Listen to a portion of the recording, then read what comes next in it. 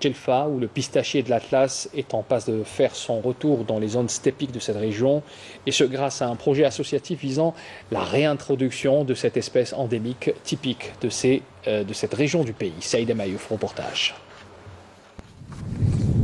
Sur le site protégé de Chbika, à 70 km au nord de Djelfa, nous retrouvons les membres de l'Organisation nationale des jeunes compétences scientifiques et professionnelles pour l'Algérie en pleine activité de plantation de jeunes pousses du pistachier de l'Atlas. Le but étant de revaloriser cette espèce endémique des régions steppiques. Le choix du pistachier de l'Atlas, plus connu localement sous le nom d'El-Batma, n'est pas fortuit, car cette essence a un intérêt écologique certain. Elle a l'avantage de vivre longtemps, jusqu'à 400 ans, sans omettre ses bienfaits thérapeutiques, économiques, mais également esthétiques.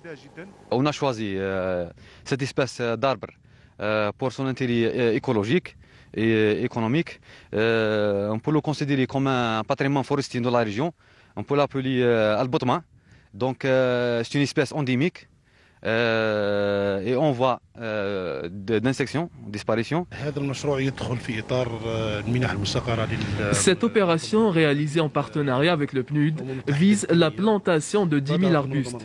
Notre souhait est d'augmenter ce nombre pour les bienfaits de la steppe.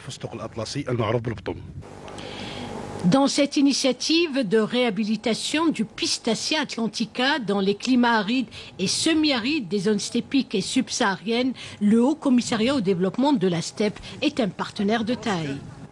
Ce programme de plantation profitera à des régions du versant sud de l'Atlas saharien, sud de Djelfa et de la partie sud de la wilaya de Msila, s'étendant sur près de 170 km de long et se situant à une altitude de 1300 mètres.